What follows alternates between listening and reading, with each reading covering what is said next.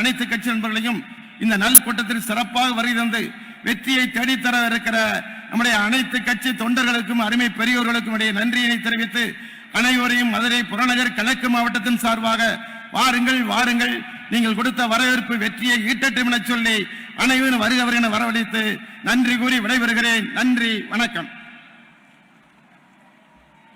வைகை நதி ஓடுகின்ற மதுரைக்கு வங்கக்கடல் வந்துவிட்டதோ என்று மக்கள் திரண்டிருக்கின்ற இந்த மாபெரும் பரப்புரை மாநாட்டிலே பாண்டிய மண்டலத்தினுடைய மாண்பும் அமைதியின் உருவமும் ஆற்றலின் வடிவமாக பொறுமையின் இமயமாக ஜல்லிக்கட்டு உரிமையை மாண்புமிகு பாரத பிரதமரிடத்தில் எடுத்து வைத்து அதை மீட்டு தந்திருக்கின்ற பாண்டிய நாட்டினுடைய பாதுகாவலர் மரியாதைக்குரிய மாண்புமிகு தமிழ்நாட்டினுடைய துணை முதலமைச்சர் கருணையின் வடிவம் மாண்புமிகு அண்ணன் OPS அவர்கள் சிறப்புரையாற்றுவார்கள்.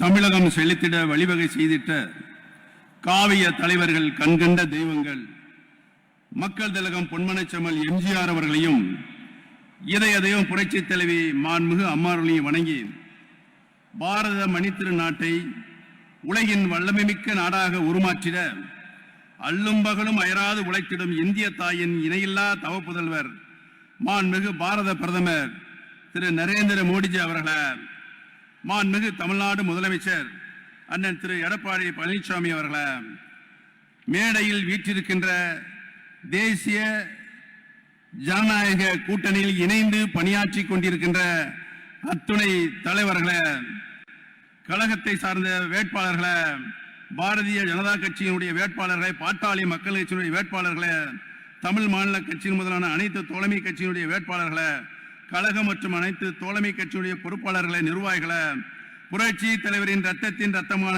கழக உடன்பிறப்புகளை, திரளாக குடியிருக்கும் பெரியோர்களே, தாய்மாரே, சகோதர சகோதரிகளை, உங்கள் அனைவருக்கும் எனது அன்பான வணக்கத்தை தெரிவித்துக் கொள்கிறேன்.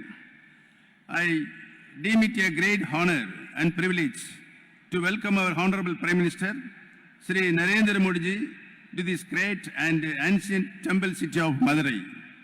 In the run-up to the Assembly elections in 5 states, the Honorable Prime Minister is continuously engaged in the hectic electoral campaign for the past 1 month with the sole aim of forming welfare-oriented governments in these states to ensure good governance and thereby support further development of the whole nation. அன்பார்ந்த வாக்காள பெருமக்களே, எதிர்வருகின்ற சட்டசபை தேர்தல் சாதாரண தேர்தல் அல்ல. அது தர்மத்திற்கும் அதர்மத்திற்கும் இடையே நடைபெறும் தேர்தல். மக்கள் சக்திக்கும் தீய சக்திகளுக்கும் இடையேயான தேர்தல்.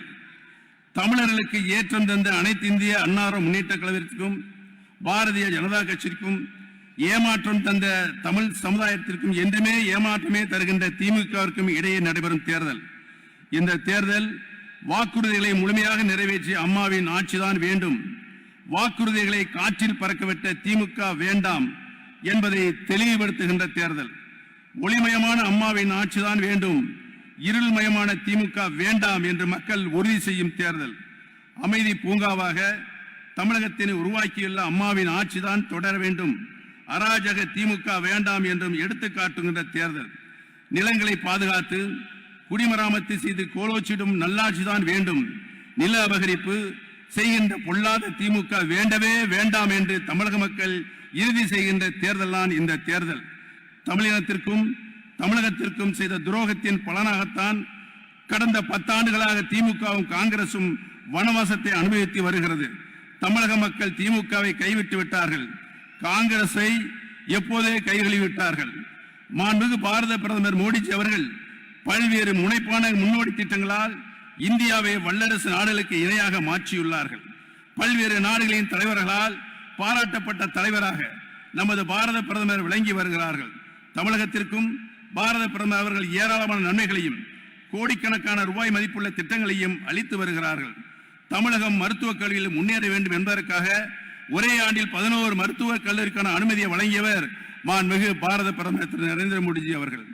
1500 கோடி ரூபாய் மதிப்பீட்டில் இம்மதுரை மாநகரத்தில் எய்ம்ஸ் கல்லூரி கொண்டு வர உறுதுணை புரிந்தவரும் மாண்புமிகு பாரத பிரதமர் திரு நரேந்திர மோடிஜி அவர்கள். தமிழக தாய்மார்கள் சகோதர சகோதரிகள் தான் திமுகவிற்கு தக்க பாடம் புகட்ட வேண்டும் என்று நான் அன்போடு கேட்டுக்கொள்ள கடமைப்பட்டிருக்கிறேன். கடந்த 10 ஆண்டுகளாக மாண்புமிகு அம்மாவர்களது அரசின் தொலைநோக்கு திட்டங்களால் தமிழகம் இந்தியாவிலேயே பிற மாநிலங்களை விட பல துறைகளில் முதலிடத்தில் வைத்துக் கொண்டு இருக்கிறது என்பதை பணிவோடு இந்த நல்ல நேரத்திலே தெரிவித்துக் கொள்ள கடமைப்பட்டிருக்கிறேன். Once again, I heartily welcome our Honorable Prime Minister, and I am sure with the blessings of Goddess Meenakshi and with the untiring efforts of our Jallikettu hero, Honorable Prime Minister, the Honorable Chief Minister and the alliance leaders, our coalition will surely get a thumping majority to continue the benevolent governance of Puratchi Thalavi Amma's government in the state for the next 5 years. நமது வருங்கால தலைமுறையினர் நன்றாக வளமாக மகிழ்ச்சியாக இருக்க வேண்டும் என்றால் மாண்புமிகு அம்மாவரது அரசு மீண்டும் தமிழகத்தில் அமைந்திட வேண்டும். அனைத்து இந்திய அண்ணா முன்னேற்ற கழகத்தினுடைய வேட்பாளர்களுக்கு நமது புரட்சி தலைவர் எம்ஜிஆர் வெற்றி சின்னமாம் இரட்டை இலை சின்னத்திலும், பாரதிய ஜனதா கட்சியுடைய வேட்பாளர்களுக்கு நமது பாரத பிரதமர் நரேந்திர மோடியுடைய வெற்றி சின்னமாம் தாமரை சின்னத்திலும், பாட்டாளி மக்கள் கட்சியுடைய வேட்பாளருக்கு மாம்பழம் சின்னத்திலும், தமிழ் மாநில காங்கிரஸ் மற்றும் தோழமை கட்சியுடைய வேட்பாளருக்கு இரட்டை இலை சின்னத்திலும் பெருவாரியான வாக்குகளை அளித்து அமோக வெற்றி பெற செய்ய வேண்டும் என்று உங்கள் பாதந்தொட்டு வேண்டிக் கொண்டு எனது உரையை நிறைவு செய்கிறேன். நன்றி, வணக்கம்.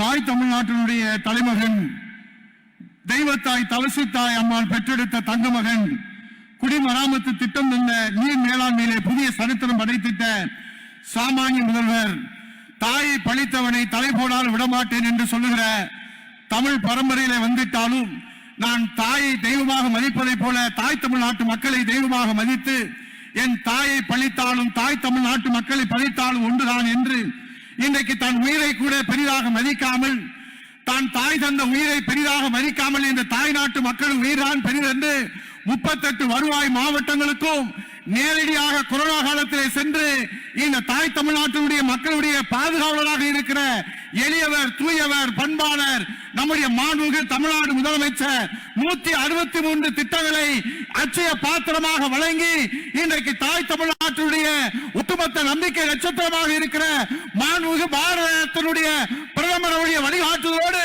மாண்புமிகு தமிழ்நாட்டுடைய எளிய முதலமைச்சர், சரித்திரம் காணாத சாமானிய முதலமைச்சர் உங்களில் ஒருவர் அண்ணன் எடப்பாடியார் அவர்கள் இதோ தேர்தல் சிறப்புரையாற்றி வாக்குகளை சேகரிப்பார்கள். நன்றி, வணக்கம்.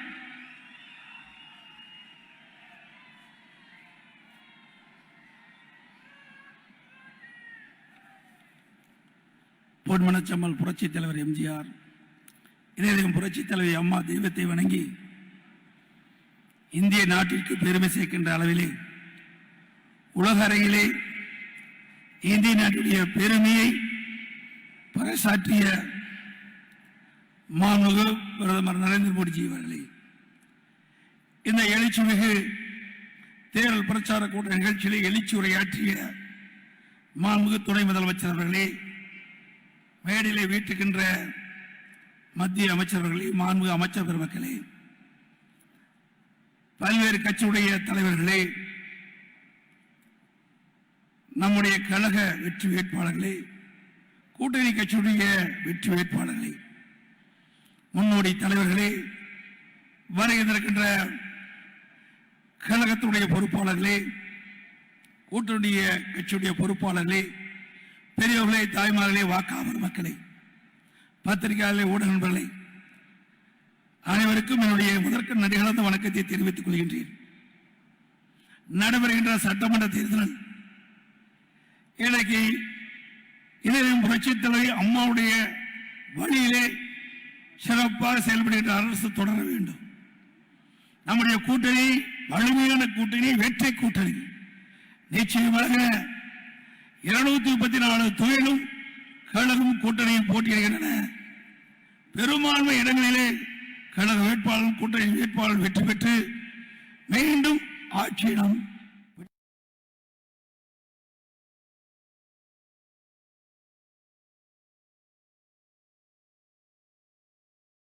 நன்மை செய்கின்ற அரசு மத்தியிலே தலைமை பொறுப்பேற்றுகின்ற பாரத பிரதமர் அவர்கள் தமிழகத்திலே பொன்மனச்செம்மல் புரட்சித் தலைவர் எம்ஜிஆர், இதே புரட்சித் தலைவர் அம்மா வழியிலே செயல்படுகின்ற அரசு. ஆக மத்தியிலும் மாநிலத்திலும் மக்கள் என்னப்படி ஆளுகின்ற அரசு இருக்கின்ற காரணத்தினாலே திட்டங்கள் மக்கள் இல்லம் போய் இன்னைக்கு சேர்ந்து கொண்டிருக்கின்றது. இன்றைக்கு நாடு ஏற்றம் பெற, தமிழகம் வளர்ச்சி பெற மத்திய அரசு பல்வேறு வகையிலே இன்னைக்கு உதவி புரிந்து கொண்டிருக்கின்றது. பாரத பிரதமர் அவர்கள் ஓராண்டுக்கு முன்பு கொரோனா வைரஸ் தொற்று இன்னைக்கு உலகம் முழுவதும் பரவி இருந்த அந்த வேளையில் இந்தியாவிலும் பரவி இருந்தது. அப்பொழுது அவர்கள் தெரிவித்தார்கள், ஒரே ஆண்டில் இந்த கொடிய கொரோனா வைரஸ் அந்த நோயை குணப்படுத்தக்கூடிய தடுப்பூசி கண்டுபிடிக்கப்படும் என்று அறிவித்தார். அதே போல ஒரே ஆண்டில் இன்றைக்கு உலகமே வியக்கின்ற அளவுக்கு அந்த கொரோனா வைரஸ் நோயை குணப்படுத்தக்கூடிய தடுப்பூசியை இன்றைக்கு நம்முடைய இந்திய நாட்டிற்கு வழங்கிய பெருமை பாரத பிரதமர் அவர்களை சாரும். இன்னைக்கு வல்லரசு நாடுகள் இருக்கின்றன. அந்த வல்லரசு நாட்டிலே கூட இன்றைக்கு இந்த கொரோனா வைரஸ் பரவலை தடுப்பதற்கு தடுப்பூசி கண்டறியாத அந்த சூழ்நிலையிலே இன்றைக்கு இந்திய திருநாட்டுடைய பாரத பிரதமர் அவர்கள் தன்னுடைய அயராத உழைப்பால், நம்முடைய மருத்துவ நிபுணருடைய சாதனையால், பிரதமர்கள் கொடுத்த ஊக்கத்தால் ஒரே ஆண்டு காலத்தில் கொடிய வைரஸ் தொற்று நோயை குணப்படுத்தக்கூடிய தடுப்பூசியை கண்டுபிடித்து இன்னைக்கு மக்களுக்கு தடுப்பூசி போடுகின்ற நிலைமை நாம் பார்க்கின்றோம். ஆக கொடுக்கப்பட்ட வாக்குறுதியை நிறைவேற்ற ஆற்றல் மிக்க, திறமை மிக்க பிரதமர் பாரத பிரதமர் என்பதை நிரூபித்து காட்டியிருக்கின்றார்.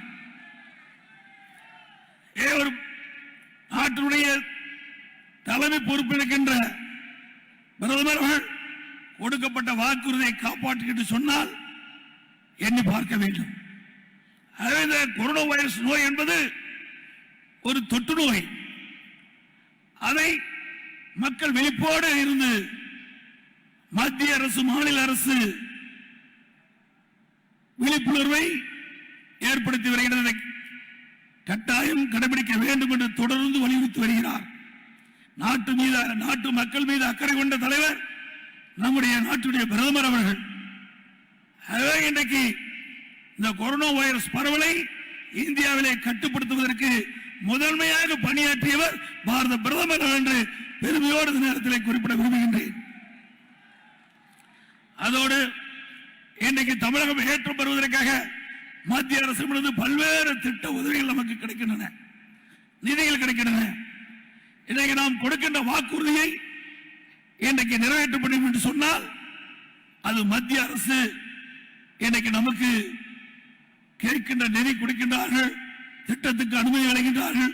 அதனால் தமிழகத்திலே இன்றைக்கு நாம் கொடுக்கப்படுகின்ற வாக்குறுதி நிறைவேற்றப்படுகிறது. இன்றைக்கு உள்கட்டமைப்பை பொறுத்த வரைக்கும் தமிழகம் இந்தியாவிலே சிறந்து விளங்குகின்றது. மேலும் சிறந்து விளங்க வேண்டும் என்பதற்காக சுமார் 1,05,000 கோடியை இன்றைக்கு சாலை மேம்பாட்டுக்காக மத்திய அரசுக்கு ஒதுக்கப்படுகின்றது. இதனால் புதிய புதிய தொழில்கள் தமிழகத்தை நோக்கி வந்து கொண்டிருக்கின்றன. 2019 ஜனவரி மாதம் என் தலைமையிலே தொழில் முதலீட்டாளர் மாநாட்டை சென்னையிலே நடத்தினோம். சுமார் 3,500,000 கோடி தொழில் முதலீடு செய்ய தொழிலாளர்கள் முன்வந்தார்கள். 304 புரிந்துணர்வு ஒப்பந்தங்கள் போடப்பட்டன. அந்த பணியெல்லாம் துவங்கப்பட்டு விட்டது. இதற்கு காரணம் உள்கட்டமைப்பு சிறந்து விளங்குகின்ற மாநிலம் தமிழ்நாடு. அதனால் புதிய புதிய தொழில்கள் தமிழகத்தை நோக்கி வந்து கொண்டிருக்கின்றன. அதோடு தடையில்லா மின்சாரம் 2006 2011 வரைக்கும் திராவிட முன்னேற்ற கழக ஆட்சி கடுமையான மின்வெட்டு. அந்த கடுமையான மின்வெட்டின் காரணமாக இன்னைக்கு தொழிற்சாலைகள் பாதிக்கப்பட்டது, தொழிலாளர்கள் பாதிக்கப்பட்டார்கள். இதே புரட்சித் தலைவி அம்மா அவர்கள் 2011 தெரிவித்தார்கள், நான் முதலமைச்சராக பொறுப்பேற்று 3 ஆண்டு காலத்தில் தமிழ்நாட்டு மக்களுக்கு தடையில்லா மின்சாரம் வழங்குவேன் என்று சொன்னார்கள். அதே போல 3 ஆண்டு காலத்தில் தடையில்லா மின்சாரத்தை வழங்கி இன்றைக்கு தொழிலாளர்கள் பெருக அடித்தளம் விட்டார்கள். அதே வழியில் அம்மாவுடைய அரசு இன்னைக்கு மின்மிகை மாநிலமாக தமிழ்நாடு திகழ்ந்து கொண்டிருக்கிறது. தொழில்மிக்க மாநிலமாக தமிழ்நாடு திகழ்ந்து கொண்டிருக்கிறது. படித்த இளைஞர்களுக்கு வேலைவாய்ப்பு உருவாக்கி தருகிறோம். தொழில்கள் பெருகிடும் பொழுது பொருளாதார மேம்பாடு அடையும். அதே ஒரு நாட்டுடைய வளர்ச்சி தொழிற்சாலை மையமாக வைத்திருக்கிறது. அதே போல சட்ட ஒழுங்கு பேணி காப்பதிலே முதல் மாநிலம் தமிழ்நாடு. தமிழ்நாடு அமைதி பூங்காவாக இருக்கின்றன. அதே சட்ட ஒழுங்கு சிறப்பாக இருக்கின்றது. அதே நேரத்தில் தடையில்லா மின்சாரத்தை கொடுக்கிறோம். அதே போல தொழிற்சாலையில் துவங்குவதற்கு ஏராளமான சலுகைகளை தமிழ்நாடு அரசு வழங்குகின்றது. இதன் மூலமாக புதிய புதிய தொழில்கள் தமிழகத்தில் வந்து கொண்டிருக்கின்றன. இதனால் வேலைவாய்ப்பு பெறுகிறது. அதே தமிழகம் ஒரு வளமிக்க மாநிலமாக உருவாக்குவதற்கு அம்மாவுடைய அரசு தொடர்ந்து பாடுபட்டுக் கொண்டிருக்கின்ற செய்தி இந்த நேரத்தில் தெரிவிக்க விரும்புகிறேன். இதே திராவிட முன்னேற்ற கழக ஆட்சியிலே எந்த திட்டத்தையும் தமிழகத்துக்கு கொண்டு வரப்படவில்லை. அது ஒரு குடும்ப கட்சியாக இருந்தது. அது வாரிசு அரசியல் செய்கின்ற கட்சி திராவிட முன்னேற்ற கழக கட்சி. கட்சி என்று சொல்வதை விட ஒரு கார்பரேட் கம்பெனி என்று சொல்லலாம். அந்த கம்பெனியில யார் வேணாலும் பங்குதாரமாக சேரலாம். இங்கே இருந்து பல பேர் நீக்கப்பட்டவர்கள் அந்த கம்பெனியில போய் சேர்ந்து இன்றைக்கு பதவி வாங்கி தேர்தலில் நிற்கிறார்கள். ஆகவே நீங்கள் எண்ணி பார்க்க வேண்டும்.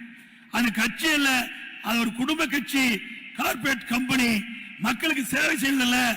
அனைத்து இந்திய அண்ணா திராவிட முன்னேற்ற கழகம், பாரதிய ஜனதா கட்சி, நாம் கூட்டணி கட்சியிலே இடம்பெற்றுகிற கட்சிகளெல்லாம் மக்களுக்கு சேவை செய்கின்ற கட்சி, மக்களுக்கு உழைக்கின்ற கட்சி. இதன் மூலமாக நாடு வளரும், தமிழகம் ஏற்றம் வரும்.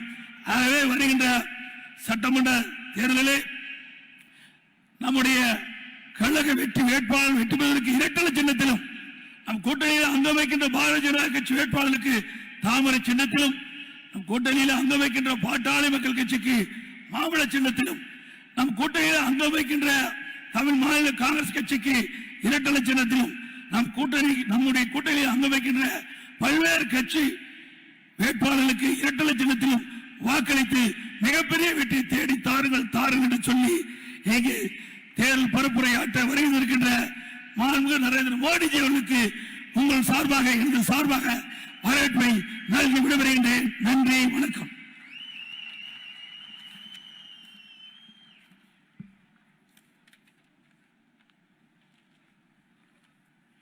இந்தியாவை வல்லரசாக்கிட அயராது உழைத்துக் கொண்டிருக்கின்ற நம்முடைய பாரத பிரதமர் அவர்களுக்கு நம்முடைய தேர்தல் பரப்புரை மாநாட்டின் சார்பில் மரியாதைக்குரிய பேராசிரியர் ராம சீனிவாசன் அவர்களும், கே சீனிவாசன் அவர்களும், மகா சுசீந்திரன் அவர்களும் நினைவு பரிசுகளை வழங்குகிறார்கள். இந்தியாவின் பெருமையை உலகறிய செய்திட்ட சாதனையாளர், உலகத்திலே கொரோனா தொற்று வந்து உலகத்தை அச்சுறுத்திக் கொண்டிருக்கிற போது முதலாக தடுப்பூசி கண்டுபிடித்து இந்தியாவிற்கு உலகத்தின் ஒட்டுமொத்த கௌரவத்தை பெற்றுக் கொடுத்து மனிதகுலத்தின் மகத்தான நம்பிக்கையை பெற்ற மாண்புமிகு பாரத பிரதமர், இந்திய தாயின் தவ புதல்வர் மாண்புமிகு பாரத பிரதமர். Now I invite Honorable Prime Minister to deliver his historical address at Madurai, which keeps 2000 years of uninterpreted history. நன்றி, வணக்கம்.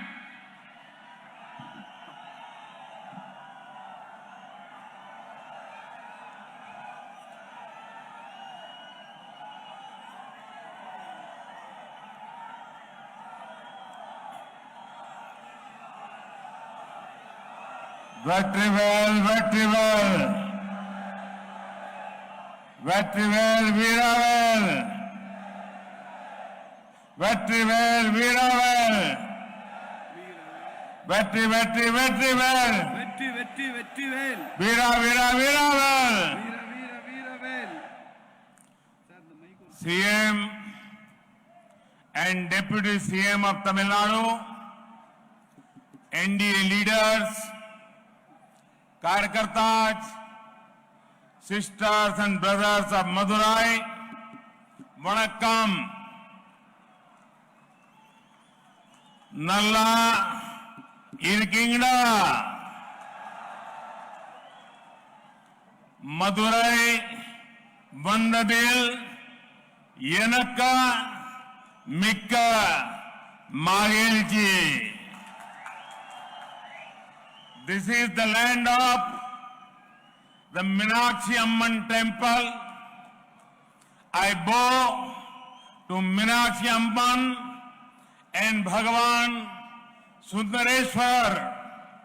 Yesterday, I had the blessed opportunity to pray at the Meenakshi temple. I will cherish those special moments for the rest of my life. Coming here to Punya Bhumi and Veer Bhumi, South Tamil Nadu, I bow to the Algar temple, the Kudulu Algar temple, Tiruparan Kudundrum Murugan temple. Madurai is a main center of the glorious Tamil culture. This land is closely associated with the world's oldest language, Tamil. In Madurai, one thinks about the Tamil Sangams. Tamil literature is full of wisdom.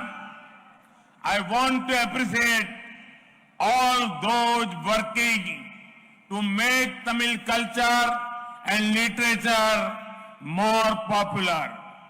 This land had a great influence on Mahatma Gandhi.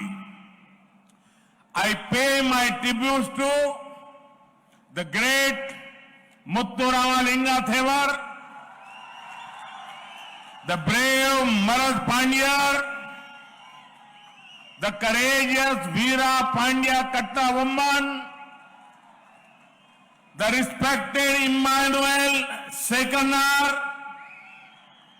the visionary BOC, the statesman K. Kamaraj, the brilliant NMR Subraman,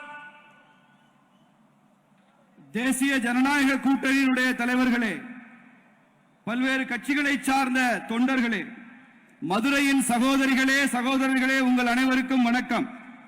இந்த மண் மீனாட்சி அம்மன் ஆலயம் அருள் புரிகின்ற மண் இந்த மதுரை மண். நான் வணக்கத்துடன் தலை வணங்குகிறேன். மீனாட்சி அம்மனையும் சுந்தரேஸ்வரரையும் நான் இங்கே தலை வணங்கி வழிபடுகிறேன். நேற்று நான் மீனாட்சி சுந்தரேஸ்வரர் ஆலயத்திற்கு செல்கின்ற அரிய ஒரு வாய்ப்பு எனக்கு கிடைத்தது.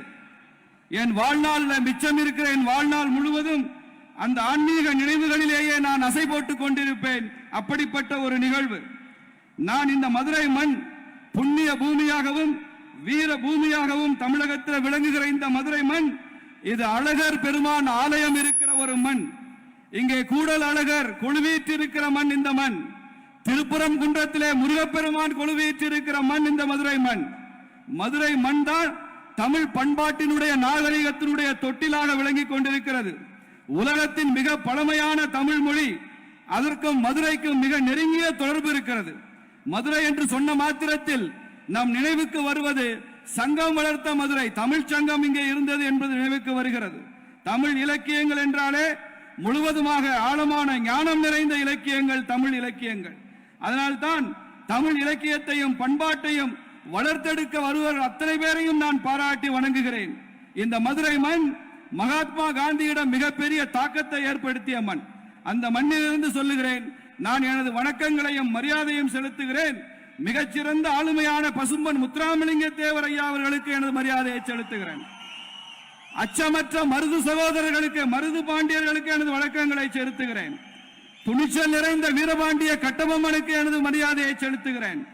மரியாதைக்குரிய இமானுவேல் சேகரனார் அவர்களுக்கு எனது மரியாதையை செலுத்துகிறேன். ஒரு தீர்க்கதரிசியாக இருந்த வாவு சிதம்பரம் பிள்ளை அவர்களுக்கு எனது மரியாதையை செலுத்துகிறேன். அரசியலிலே விற்பனராக அரசியல் தீர்க்கதரிசியாக இருந்த காமராஜர் ஐயா அவர்களுக்கு எனது மரியாதையை செலுத்துகிறேன். இந்த மண்ணை சார்ந்த மிகச்சிறந்த அறிவுஜீவியாக இருந்த NMR சுப்ராமன் அவர்களுக்கு எனது மரியாதையை இங்கே நான் செலுத்திக் கொள்கிறேன். Friends, the people of this region have a strong mind and a big heart.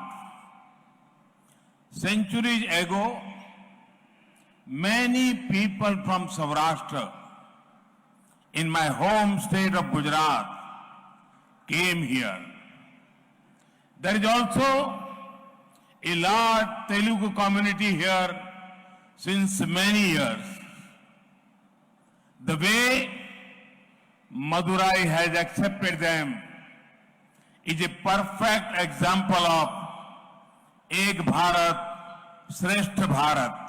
நண்பர்களே, இந்த மண்ணில் இருக்கக்கூடியவர்களுக்கு வலிமையான மனமும் மிக பரந்த இதயமும் கொண்ட மக்கள் இந்த மக்கள். பல நூற்றாண்டுகளுக்கு முன்பாக எனது சொந்த மாநிலமான குஜராத்தில் இருந்து இங்கே வந்திருக்கிற சௌராஷ்டிர சமுதாய மக்கள் இங்கே இருக்கிறார்கள். அதே போல மதுரையிலே பெரிய எண்ணிக்கையிலே தெலுங்கு பேசுகிற சமுதாயத்தைச் சேர்ந்தவர்கள் பல ஆண்டுகளாக இங்கே இருக்கிறார்கள். இந்த மதுரையை பற்றி நினைக்கும் போது ஒரே நாடு, பெருமை மிகு நாடு என்பதனுடைய வெளிப்பாடாகத்தான் இந்த ஒட்டுமொத்த மதுரையும் நான் பார்க்கின்றேன். Friends, South Tamil Nadu and especially Madurai has a special association with MGR. Madurai Viran, who can forget this film? We all know who was among those who lent his voice to MGR. It was T.M. Sundararajan. In 1980s, Congress dismissed MGR's democratically elected government. Elections were called and MGR won from the Madurai West seat. The people of Madurai stood behind him like a rock. In 1977, 1980 and 1984, MGR won from place around this region. His vision for an inclusive and prosperous society inspires us. நண்பர்களே, தென் தமிழகம் என்றால் அதற்கு புரட்சி தலைவர் எம்ஜிஆர் அவர்களுடன் மிக நெருங்கிய தொடர்பு உள்ளது. இந்த தென் தமிழகம் மதுரை வீரன் என்ற ஒரு திரைப்படம், யாராவது அந்த திரைப்படத்தை மறக்க முடியுமா? அதே போல எம்ஜிஆர் அவர்களுக்கு திரைப்படங்களிலே பாடல் குரல் கொடுத்தவர்களில் இந்த மதுரையை சார்ந்த T.M. சௌந்தரராஜன் அவர்களது குரலை யாராவது மறுக்க முடியுமா? 1980 மத்தியிலே ஆண்ட காங்கிரஸ் அரசாங்கம் ஜனநாயக பூர்வமாக தேர்ந்தெடுக்கப்பட்ட எம்ஜிஆர் அரசாங்கத்தை கலைத்தார்கள். திரும்பவும் தேர்தல் நடைபெற்ற போது இதே மதுரையினுடைய மேற்கு தொகுதியில் இருந்து எம்ஜிஆர் அவர்கள் மறுபடியும் தேர்ந்தெடுக்கப்பட்டார் என்பது மாத்திரமல்ல, இந்த மதுரை மக்கள் எம்ஜிஆர் அவர்களுக்கு பின்னால் ஒரு வலிமையான கற்பாறையாக நின்றார்கள் என்பதை பார்க்கிறோம். 1977, 80, 84களில் எம்ஜிஆர் அவர்கள் தென் தமிழகத்தில் இருந்துதான் அவர் வெற்றி பெற்றார், தொடர்ந்து 3 முறை என்பதை பார்க்கிறோம். அவரது முழுமையான சமுதாயத்திற்கும் வளர்ந்த ஒரு சமுதாயத்திற்குமான அவரது பார்வை இருக்கிறதே, அது எப்போதும் நமக்கு தொடர்ந்து ஊக்கமும் உற்சாகமும் கொடுத்துக் கொண்டிருக்கிற ஒரு பார்வை.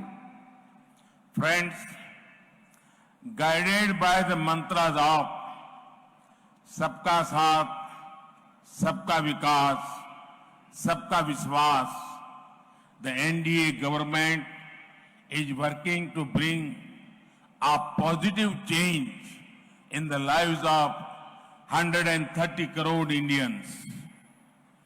For Tamil Nadu and especially southern Tamil Nadu, we want to focus on infrastructure, irrigation, investment. From the Red Fort last year, I had said that the government of India is going to spend rupees 100 lakh crore for creation of next generation infrastructure. This will cater to the needs of not only the present but also the future generations. In this year's union budget, a series of economic corridors have been announced. Our stage is the Madurai-Kollam corridor. Funds allocated for railway infra projects in Tamil Nadu have increased by a record 238% compared to 2009. Many big projects have been completed in the last 7 years.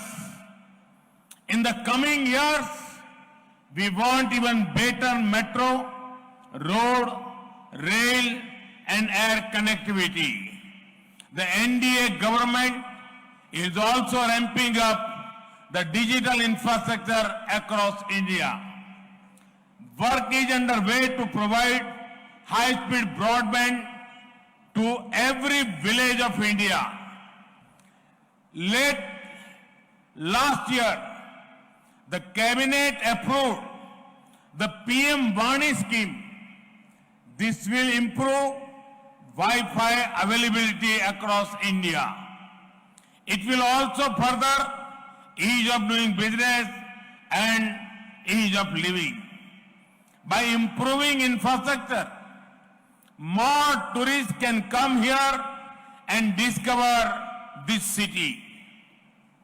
நண்பர்களே, எல்லோருக்குமான வளர்ச்சி, எல்லோர்களாலும் வளர்ச்சி என்கிற இந்த தேசிய ஜனநாயக கூட்டணியினுடைய இந்த மந்திரம் இருக்கிறதே, அது 130 கோடி இந்தியர்களின் வாழ்க்கையில் ஒரு நேர்மறையான மாற்றத்தை உருவாக்கி கொண்டிருக்கிறது.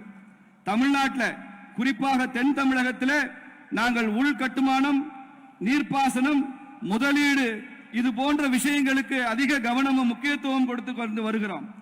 சென்ற ஆண்டு நான் டெல்லி செங்கோட்டையிலே பேசும்போது நான் சொன்னேன், அரசாங்கம் 100 லட்சம் கோடி ரூபாயை அடுத்த தலைமுறை உள்கட்டுமானத்திற்காக செலவிடும் என்று நான் செங்கோட்டையிலே அறிவித்தேன்.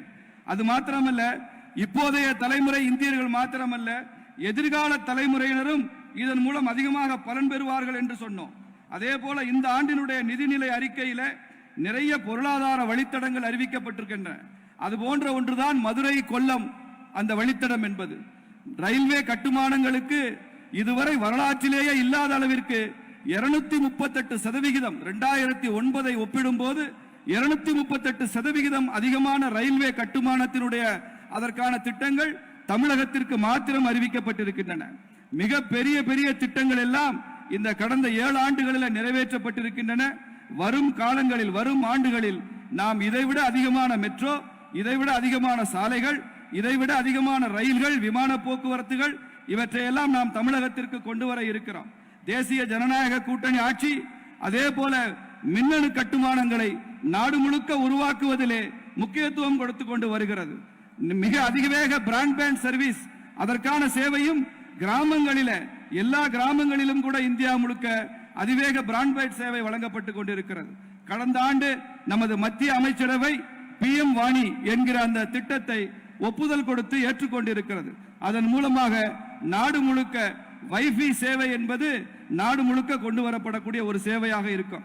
இவற்றையெல்லாம் நாம் செய்வதன் மூலமாக வர்த்தகம் செய்கின்ற வசதியும் வாழ்க்கை வசதியும் இன்னும் இன்னும் சுலபமாகும் என்பதுதான் நமக்கு இதில் இருக்கக்கூடிய குறிக்கோள். இது போன்ற உள்கட்டுமானங்களை வளர்த்துக் கொண்டிருப்பதன் மூலமாக மிக அதிகமான சுற்றுலா பயணிகள் பல இடங்களுக்கு, இது போன்ற கம்பீரமான நகரங்களுக்கெல்லாம் அவர்கள் அதிகமாக வருவார்கள், இது போன்ற உள்கட்டுமானங்கள் வளரும் போது. Friends, this land is blessed with divine leelas of Lord Sundareswarar.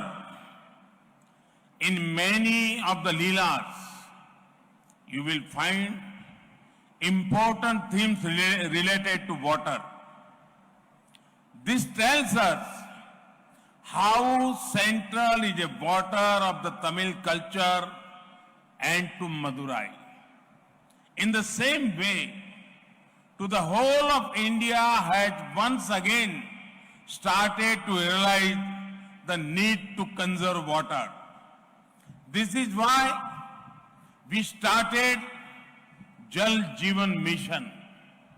Our aim is to ensure tap water connections to every home in India by 2024.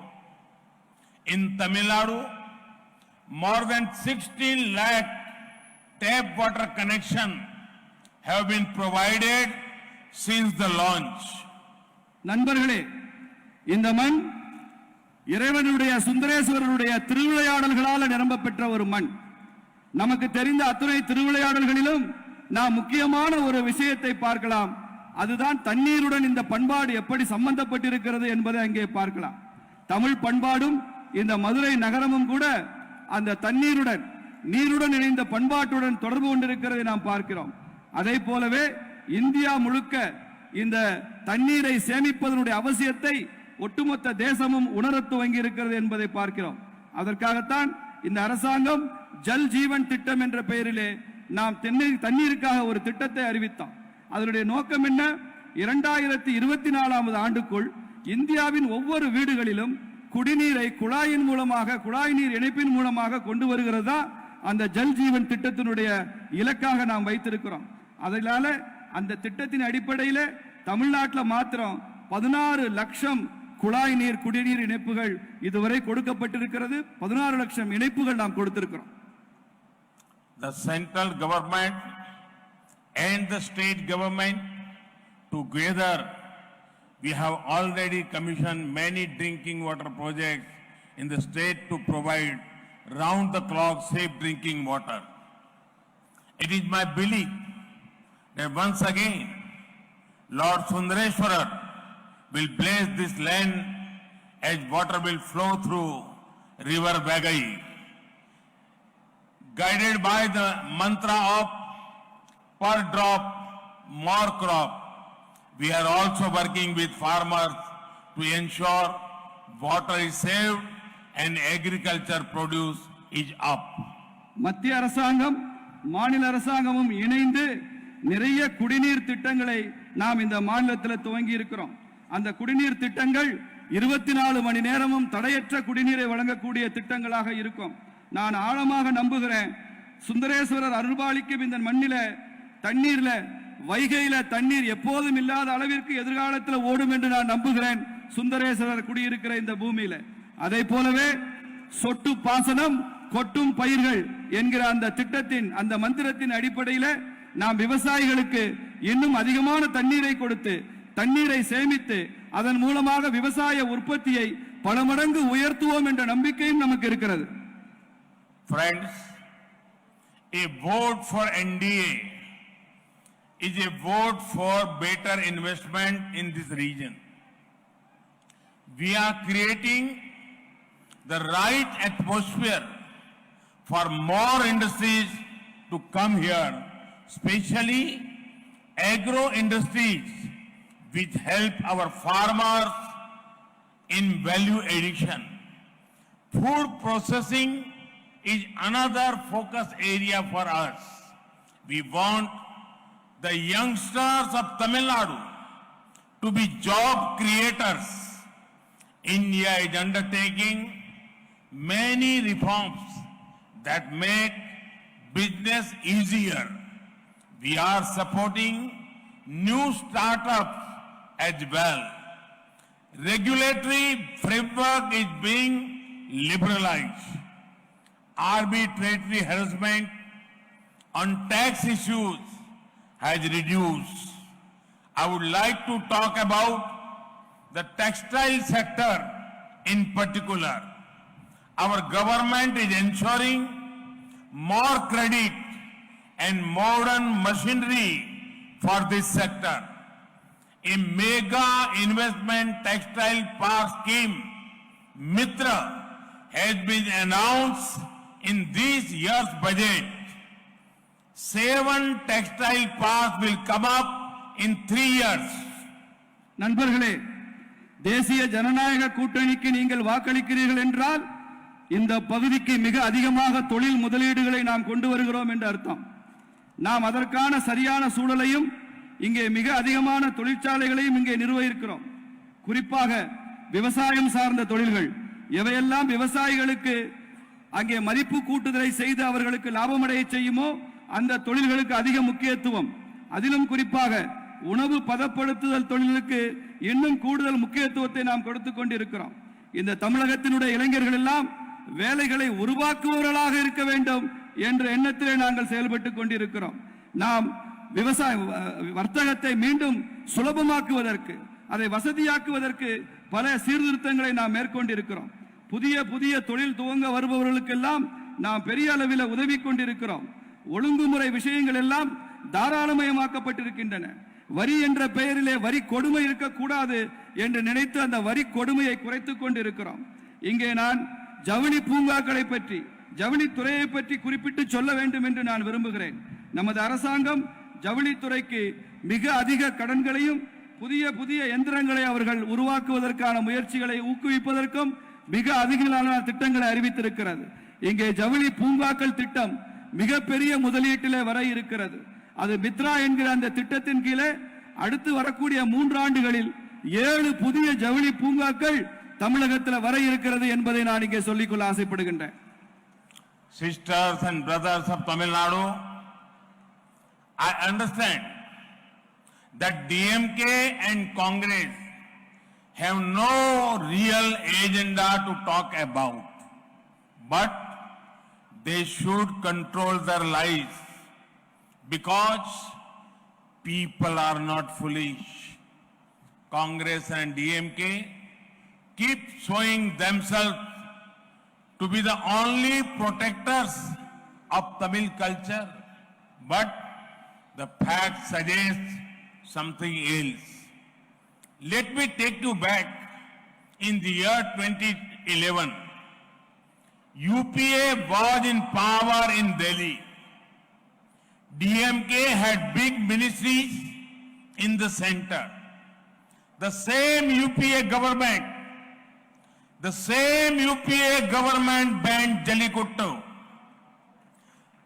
One UPA leader described Jallikattu as a barbaric practice. Really? Is that the word you use for something that is part of Tamil culture for centuries? Barbaric practice?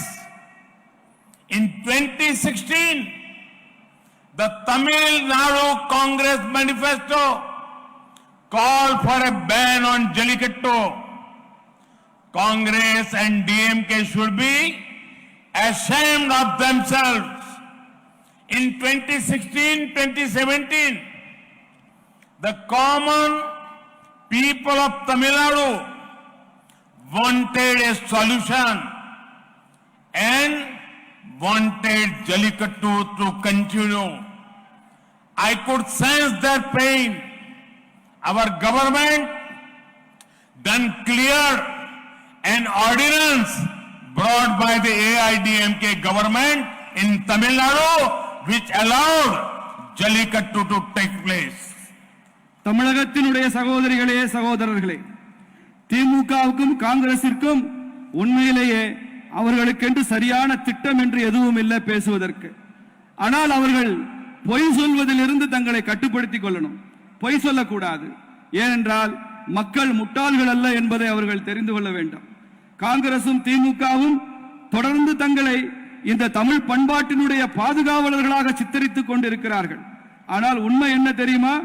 நான் உங்களை 2011ஆம் ஆண்டுக்கு அழைத்துச் செல்கிறேன். அப்போது மத்தியிலே ஐக்கிய முற்போக்கு கூட்டணி காங்கிரஸ் அரசாங்கம் தான் டெல்லியில் ஆட்சி செய்து கொண்டிருந்தது. திமுகவிற்கு பெரிய பெரிய அமைச்சரவை இலாக்காக்கள் எல்லாம் ஒதுக்கப்பட்டு திமுக அமைச்சரவையிலே அங்கம் வகித்தது. அதே ஐக்கிய முற்போக்கு கூட்டணி ஆட்சிதான் தமிழகத்தில் இந்த ஜல்லிக்கட்டை தடை செய்தார்கள் என்பதை உங்கள் நினைவுக்கு கொண்டு வருகிறேன். ஒரு காங்கிரஸ் தலைவர் சொல்கிறார், அவர் மிகப்பெரிய பொறுப்பில் சுற்றுச்சூழல் பொறுப்பில் இருந்தக்கூடிய அமைச்சர், அவர் சொல்கிறார் இந்த ஜல்லிக்கட்டு என்பது ஒரு காட்டுமிராண்டித்தனமான நடைமுறை என்று சொன்னார். ஜல்லிக்கட்டு காட்டுமிராண்டித்தனமான நடைமுறையா? அப்படி தமிழ்நாட்டினுடைய ஜல்லிக்கட்டை பல நூற்றாண்டுகளாக இருக்கக்கூடிய ஜல்லிக்கட்டை காட்டுமிராண்டித்தனம் என்று சொல்கிறார்கள் என்று சொன்னால் என்ன அர்த்தம்? 2016 தமிழ்நாட்டினுடைய காங்கிரஸ் கட்சியினுடைய தேர்தல் அறிக்கையில நாங்கள் ஆட்சிக்கு வந்தால் ஜல்லிக்கட்டை முழுமையாக தடை செய்வோம் என்று காங்கிரஸ் கட்சி சொல்லி இருக்கிறது. இப்போது சொல்கிறேன், காங்கிரசும் திமுகவும் அவர்கள் தங்கள் நிலை குறித்து தாங்கள் வெட்கப்பட வேண்டாம். 2016-17 தமிழகத்தினுடைய சாதாரண மக்கள் இந்த ஜல்லிக்கட்டை நடத்த வேண்டும் என்று சொன்னபோது அவர்களது மனவேதனை, அவர்கள் மனதில் இருக்கக்கூடிய அந்த ரணம் எனக்கு புரிந்தது. அதனால்தான் அப்போது ஆட்சி செய்து கொண்டிருந்த அனைத்து இந்திய அண்ணா திராவிட முன்னேற்ற கழக ஆட்சி ஜல்லிக்கட்டை கொண்டு வருவதற்காக ஒரு சட்ட திருத்தத்தை கொண்டு வரும்போது நான் அதை உடனடியாக சரி செய்து தமிழகத்தில் ஜல்லிக்கட்டு நடக்க வேண்டும் என்பதற்காக முழு முயற்சியை இந்த அரசாங்கம் செய்தது என்பதை கூறிக்கொள்கிறேன். Friends, Congress and DMK have mastered the art of not working and then spreading lies about those who actually work. A classic example is the issue of AIIMS Madurai. In their many years in power, Congress and DMK did not even think about it. It was our government that brought AIIMS here. This AIIMS will also have a state-of-the-art infectious disease block. I assure you all that this project will be completed as per the proper processes. It will ensure quality healthcare treatment for people of the region. நண்பர்களே, காங்கிரசும் திமுகவும் ஒரு விஷயத்தில் அவர்கள் மிக பயிற்சி பெற்றிருக்கிறார்கள், நிபுணத்துவம் பெற்றிருக்கிறார்கள். வேலையே செய்யாமல் இருப்பது, அடுத்தவர்கள் நன்றாக வேலை செய்தால் அதை பற்றி இட்டுக்கட்டி பொய் சொல்வது என்ற விஷயத்தில் அவர்கள் மிகவும் தேர்ச்சி பெற்றிருக்கிறார்கள். அதற்கான ஒரு நல்ல உதாரணத்தை நான் இங்கே சொல்ல விரும்புகிறேன். மதுரையிலே எய்ம்ஸ் மருத்துவமனை பல ஆண்டுகளாக மத்தியிலே ஆட்சி செய்த காங்கிரசும் திமுகவும் மதுரையில எய்ம்ஸ் மருத்துவமனை கொண்டு வர வேண்டும் என்று நினைத்து கூட பார்க்கவில்லை. அப்படி மதுரைக்கு எய்ம்ஸ் கொண்டு வர வேண்டும் என்று நினைத்த அரசாங்கம் நமது அரசாங்கம் தான் அதை நினைத்தது என்பதை சொல்லிக் கொள்கின்றேன். இந்த எய்ம்ஸ் மருத்துவமனை உலகத்தரமானது.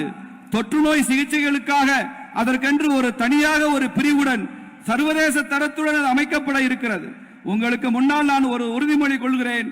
இந்த எய்ம்ஸ் மருத்துவமனை திட்டம் மிக விரைவாக நிறைவேற்றப்படும், அது முறையாக நிறைவேற்றப்படும்.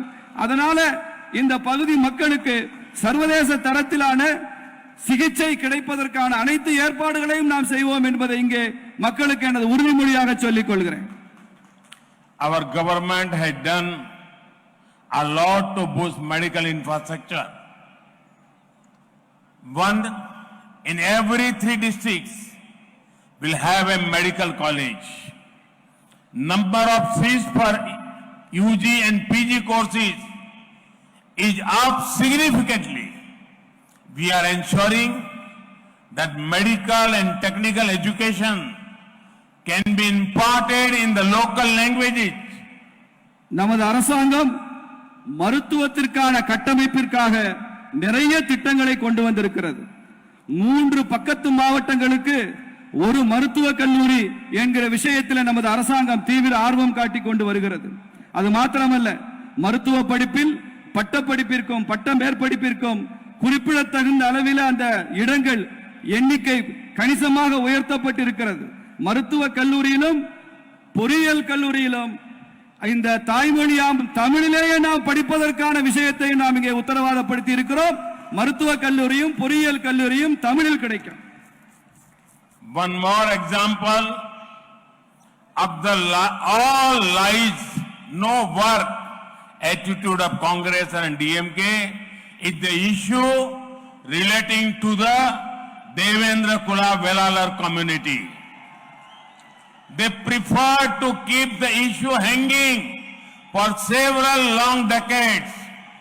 It was the AIDMK government in Tamil Nadu and the BJP-led government in the center that worked together to ensure dignity for the Devendra Kula Velalar community.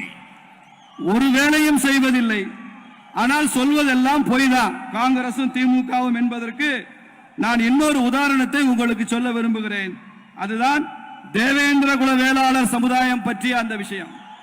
70 ஆண்டு காலமாக இந்த தேவேந்திர குல வேளாளர் சமுதாயத்திற்கு எதுவும் செய்யாத இந்த அரசாங்கம் அது அந்த சமுதாயத்திற்கு எத்தகைய நீதியை செய்தது என்பதை பார்க்க வேண்டும். ஆனால் மாநிலத்தில் ஆளுகின்ற அனைத்து இந்திய அண்ணா திராவிட முன்னேற்ற கழக அரசாங்கமும் மத்தியிலே ஆட்சி புரிகிற பாரதிய ஜனதா கட்சி தலைமையிலான அரசாங்கம் தான் அவர்கள் சேர்ந்து பணியாற்றி இந்த தேவேந்திர குல வேளாளர் சமுதாயத்தின் கண்ணியத்தை மீட்டெடுத்த கட்சிகள் என்பதை நான் இங்கே உங்களுக்கு சொல்லிக்கொள்ள ஆசைப்படுகிறேன். Friends, DMK and Congress will not guarantee either safety or dignity for you. The law and order situation will suffer under them. DMK tried to make peace-loving Madurai a mafia den just because of internal family complication in DMK first family. Madurai teaches us important lessons on empowering Nari Shakti. We see it in the way Meenakshi Amman is worshipped. We see it in the respect given to Kannagi Amman, Rani Mangammal, Rani Velu Nachiyar. Our efforts in the Swachh Bharat Mission, Ujjwala Yojana and other such schemes are aimed at empowering women. Sadly, the DMK and Congress have not understood the ethos of Madurai. No wonder their leaders keep insulting women again and again. நண்பர்களே, திமுகவும் காங்கிரசும் நமக்கான பாதுகாப்பையோ நமக்கான கண்ணியத்தையோ அவர்களால் உத்தரவாதப்படுத்த முடியாது. சட்டம் ஒழுங்கு சூழல் மீண்டும் மீண்டும் அவர்களால அது சீர்குலைந்துதான் போகும். திமுக கட்சி இந்த மதுரை நகரத்தை இது ஒரு வன்முறை நகரமாக, இது ஒரு கொலை நகரமாக மாறுவதற்கு அவர்கள் குடும்பத்தில் இருந்த சிக்கலை பயன்படுத்தி அப்படிப்பட்ட ஒரு தோற்றத்தை மதுரையிலேயே உருவாக்கினார்கள். மதுரை மக்கள் அமைதியை விரும்புபவர்களாக இருந்தார்கள். இந்த மதுரை நாம் எப்படி பெண்கள் சக்தியை மதிக்க வேண்டும் என்பதை சொல்லிக் கொடுக்கிற ஒரு நகரமாக இருக்கிறது. இந்த மதுரையில் தான் மீனாட்சி அம்மன் கோலோச்சுகிற காட்சியை, மீனாட்சி அம்மனை நாம் வழிபடுகிற காட்சியை பார்க்கிறோம். இந்த மதுரையின் மண்ணில் தான் கண்ணகி அம்மனுக்கு நாம் கொடுக்கிற மரியாதையை பார்க்கிறோம். ராணி மங்கம்மாளுக்கு, ராணி வேலுநாச்சியாருக்கு நாம் கொடுக்கின்ற மரியாதை எல்லாம் இந்த மதுரை மண்ணிலே பார்க்கின்றோம். அதனால் தான் இந்த அரசாங்கம் ஸ்வச் பாரத் திட்டத்தில், இலவசமான கேஸ் சிலிண்டர் திட்டத்தில், இது போன்ற திட்டங்களில் எல்லாம் பெண்களுக்கு அவர்களது வாழ்க்கை வசதிகளை மேம்படுத்துவதற்கு முழு முயற்சியை செய்து வருகிறது. வருத்தத்திற்குரிய ஒரு விஷயம் என்னவென்றால், திமுகவும் காங்கிரசும் அவர்கள் இந்த மதுரையின் மதிப்பீடுகளை கொஞ்சம் கூட புரிந்து கொள்ளாத கட்சிகளாக இருக்கின்றன. அவர்கள் திரும்ப திரும்ப பெண்களை அவமானப்படுத்தினால், திமுகவும் காங்கிரசும் திரும்ப திரும்ப பெண்களை அவமானப்படுத்தினால் நான் கொஞ்சமும் ஆச்சரியப்பட மாட்டேன். அது அவர்களது இயல்பு. Friends, Madurai is known as Thunga Nagaram,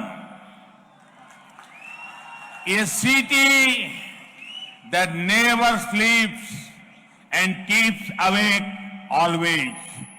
I'm sure Madurai has also woken to the political realities today and worked for development and progress that NDA assures. Thank you for coming to bless us in such large numbers. நண்பர்களே, மதுரை தூங்கா நகரம் என்று புகழ்பெற்ற நகரம். இந்த நகரம் எப்போதும் தூங்குவதே இல்லை, எப்போதும் விழித்திருக்கிற நகரமாக இருக்கிற நகரம் இந்த மதுரை. நான் ஒன்றை உறுதியாக நம்புகிறேன், இந்த மதுரை அரசியல் யதார்த்தத்திற்காகவும் கூட தூங்காமல் விழித்திருக்கும். முன்னேற்றத்திற்கும் வளர்ச்சிக்குமாக இந்த தேசிய ஜனநாயக கூட்டணிக்கு வாக்களிப்பதற்காகவும் கூட இந்த மதுரை எப்போதுமே விழித்திருக்கும் என்று நான் நம்புகின்றேன். இவ்வளவு பெருந்திரளாக இங்கே வந்திருக்கிற உங்களை எல்லாம் பார்த்து நான் நன்றி சொல்ல கடமைப்பட்டிருக்கிறேன். உங்களுக்கு நன்றி கூறுகிறேன். Thank you very much. Vanakkam. Bharat Mata Ki. Bharat Mata Ki. Bharat Mata Ki. Bharat Mata Ki. Vanakkam.